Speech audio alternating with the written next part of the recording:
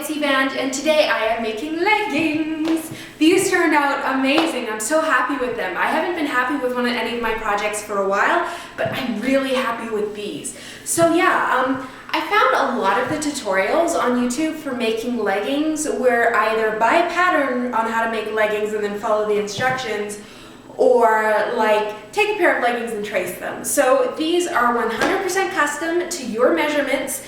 They fit so amazingly, especially someone like me. I have big hips and then kind of a smaller waist. I have a chronic problem with the leggings in that I'll put them on and they'll seem fine, but then I'll start like sports or whatever and they'll kind of start falling down because they'll be tight in the thighs and then looser at the waist. So they always kind of are working their way down. So with these are like perfectly to my measurements. I can't believe how amazing these feel. Yeah, so yeah, they fit perfectly through the thighs, and then the waist is nice and perfectly snug. I'm just really happy with this. So yeah, if you would like to learn how to make leggings that are as awesome as these ones, just keep watching. The fabric you use should be a stretchy knitted cotton, lycra, cotton, spandex. Make sure you read the label though when you buy it, because right now commodity prices for cotton are way up, so a lot of fabrics are being adulterated with things like polyester. So you might think you're getting cotton, but it could actually be like a very high percentage of it will be polyester. Like for example, these pants right here are 30% polyester, and they just don't breathe the same way cotton does. So make sure when you're choosing your fabric that you choose either 100% cotton or a cotton lycra, cotton spandex blend. Avoid polyester like the plague. Okay, so I've got my fabric laid out here and I've got it folded in quarters lengthwise like this. And I'm just gonna sketch out my pattern right on the fabric. The first thing you need to know is you need to know the length. So you need to measure from your waist to your ankle. And it's best to have someone else do this, but if you don't have anyone else around, I find draping the measuring tape works a bit better than trying to measure like this. Okay, so on me, that's about 35 inches.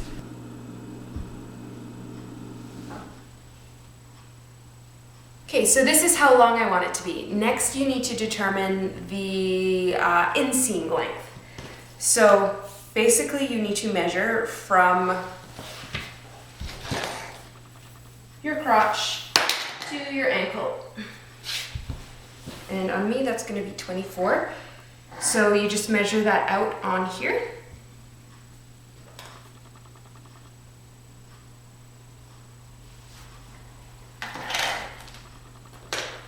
Okay, so this is your ankle, this is your crotch, this is your waist.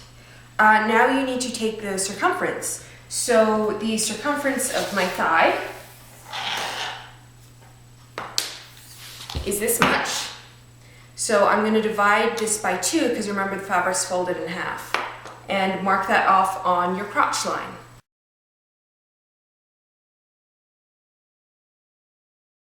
Okay, the next thing you need to measure will be your ankle circumference.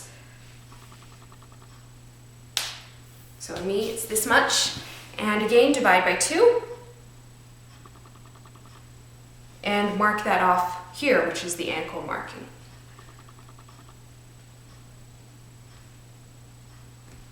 Okay, now you just need to kind of do a little bit of a line between these two.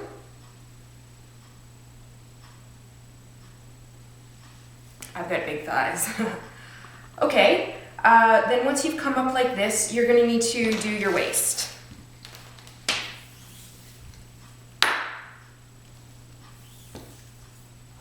And again, this time divide by 4.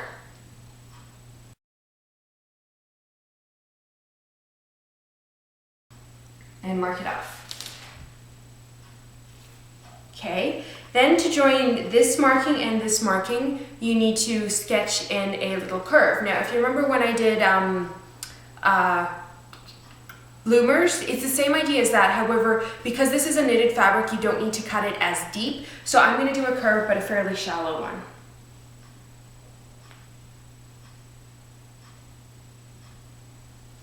Actually, I'm going to fix this line too. I think it needs to come down a bit more like this.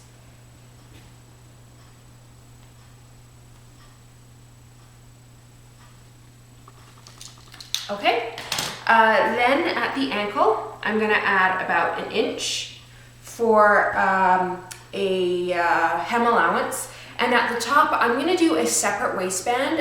You can just do one folded over, in which case add the width of your waistband times 2, but I'm adding a separate waistband, so I'm not going to worry about it. So I'm really just going to add like half an inch for seam allowances. Okay, and then you just need to cut this out. So I've cut them out and I've opened them up and laid them facing together because I want to cut some adjustments in. Now, when you think about the shape of your body, you're a bit bigger in your back side than you are in your front side. So I want to cut the front curve a little bit deeper. So I'm just going to come in maybe an inch, not a lot. Okay, the other thing is, again, your back side needs a bit more fabric than your front side to come around. Otherwise, you'll have like a kind of a wedgie in the back. So I'm going to kind of curve this down about an inch too. And I'm just going to cut this extra fabric out.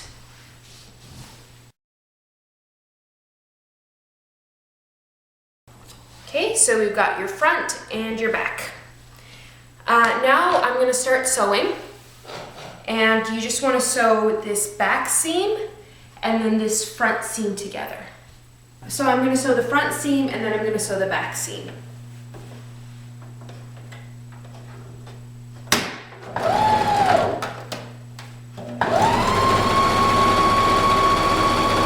So the center back and the center front seam have been sewn, and what I want to do is I want to open this up and line up these two seams at the bottom in the crotch, and then sew down the legs. Okay, so once you've sewn the front seam, the back seam, and both leg seams, you have what should at this point look like a pair of leggings. Now you can hem the bottoms, and then I'll come back in a bit and add a waistband to the top. Now for hemming the bottoms, I would recommend getting a twin needle.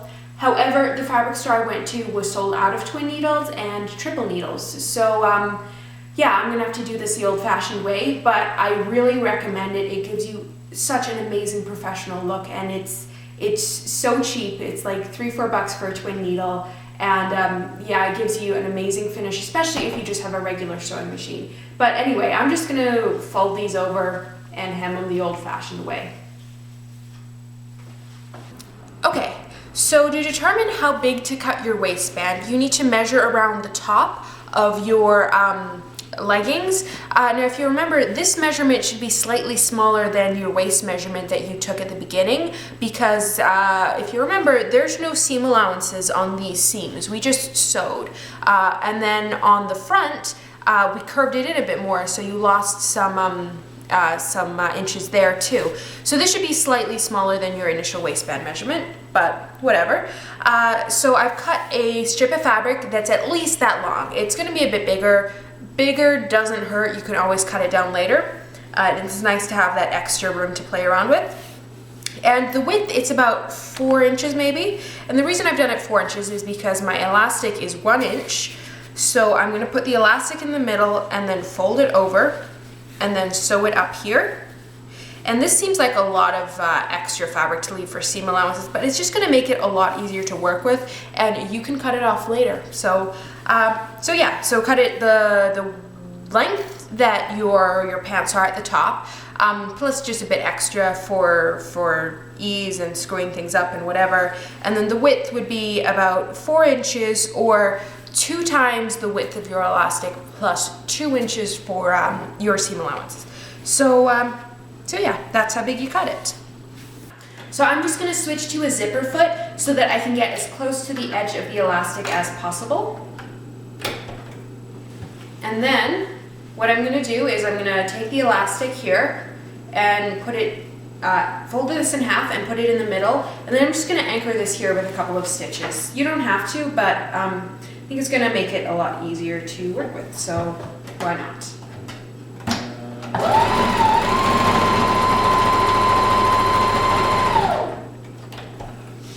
Okay, like such. And then you've just got to fold this in half. Make sure the elastic is as close to the fold here as you can get it, and then sew. Don't sew on the elastic, by the way.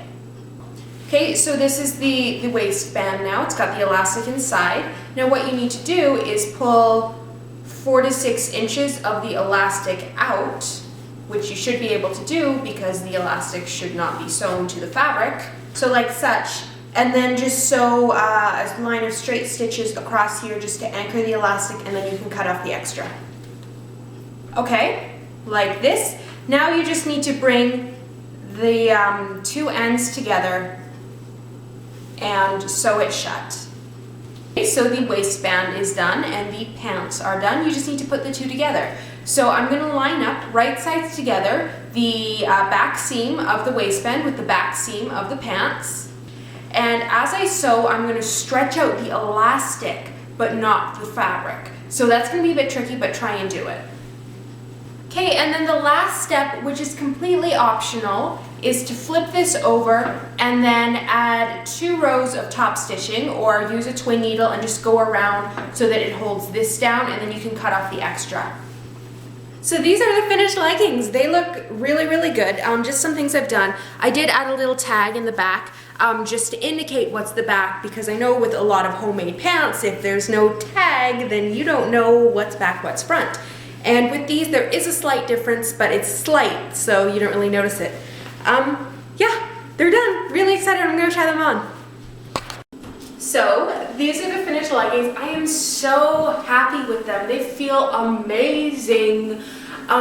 So yeah, like I have problems with getting leggings to fit right, and I know leggings are forgiving, they're stretchy, but for me, as soon as I start moving, they start working their way down, and that's something I really don't like. I have a feeling that these ones are not going to do it, just because they're cut very loosely throughout the thighs, and then they're quite snug in the waist. So I'm really, really happy with the way it turned out.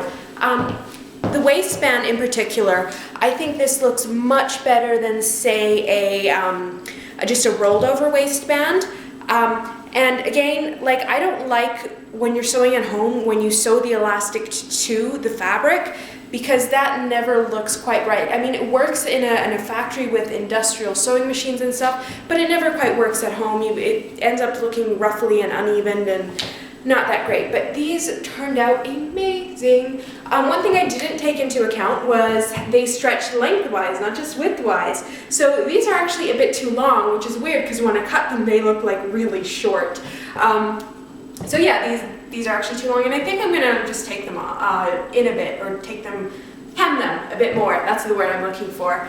But yeah, I'm so happy with these. I haven't been happy with my projects for a while, and like one of the things is that when I make a video, like my goal is to give clear instructions, and sometimes giving clear instructions and showing all the steps doesn't necessarily mean that I'm doing it perfectly myself. So I focus so much on that, and then what I end up sewing ends up looking crappy.